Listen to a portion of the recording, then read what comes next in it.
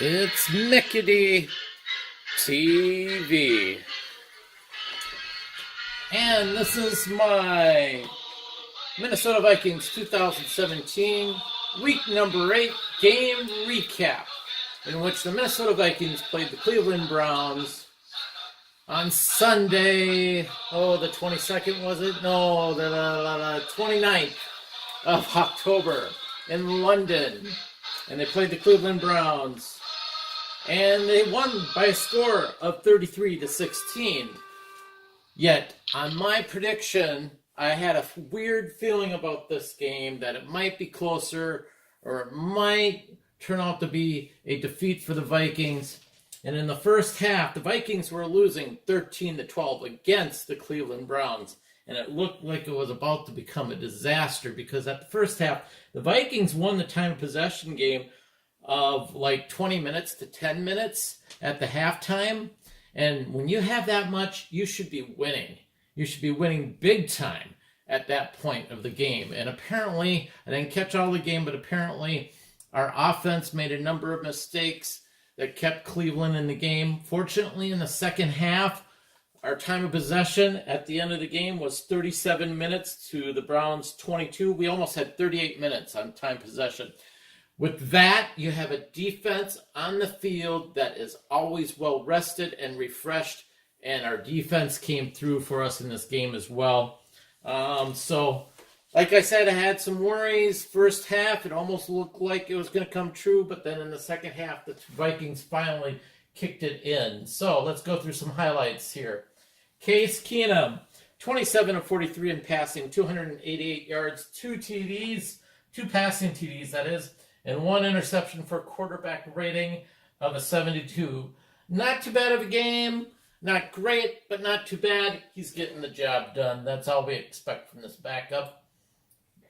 Jerick McKinnon, he had 50 yards rushing with a TD and 6 catches for 72 yards receiving for a total of 122 yards. He had a very good game. And that's what I want to see out of our running backs is a balanced game between rushing and pass and receiving. In this one, he did a little bit more receiving, which is fine because sometimes you have to do what you have to do to get the yardage. So McKinnon had a great game, no stupid mistakes. I loved it. Our leading receiver was Adam Thielen. He had 5 catches for 98 yards and a TD. So he did a very good job. Another person of note, Stephon Diggs was in the game. He didn't do too much, but it was good to see Stephon back in the game. And hopefully after the bye week coming up, Stephon will be well rested and fully healed from his injury. Our offensive line did all right, I guess. They gave up 1 sack, had 10 tackles for losses. That's not good. That should be a lot lower. So, and then whatever happened, Cleveland did 10 passes defended in this game. So I don't know if they were making penetration on us or not. In the first half, it felt like they were. So much improvement that needed to be done. Oh, and also 5 QB hits on our quarterback. So we need to do a better job. Excuse me, they're protecting the quarterback. But otherwise, the offensive line did a halfway decent job. Defensively, our leading tackler was Eric Kendricks, number 54.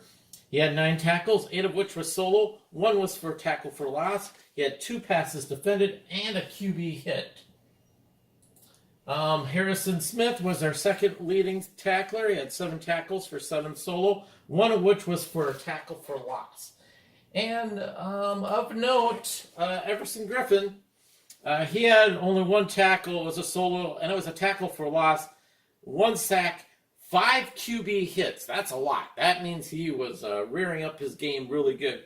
And the one thing of note, he got the sack late in the game, which was a little shaky. We were wondering if he was going to get it or not. Because of that sack, he tied a Vikings record for at least 1 sack in a game, 8 games in a row, tying that record with Jim Marshall and Jared Allen. So he's up there. Hopefully next week he'll break that record. It would be cool to see him break that record. We shall see what happens. He's having a great season so far with 10 tackles.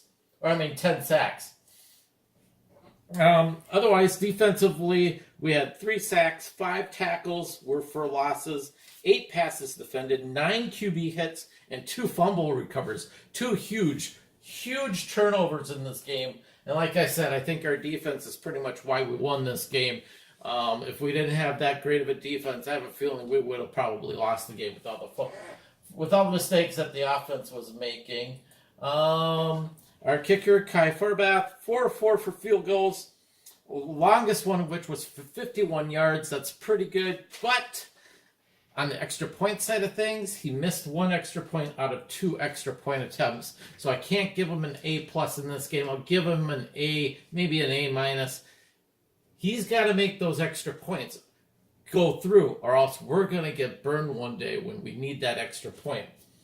So overall, the Vikings had a pretty good game in London. It was good to see them have a win before going to the bye week. Hopefully, I'll have some time to talk about my midseason review with the Vikings and go from here. That's my week number 8 game recap of the 2017 season for the Minnesota Vikings, and I will talk to you guys later.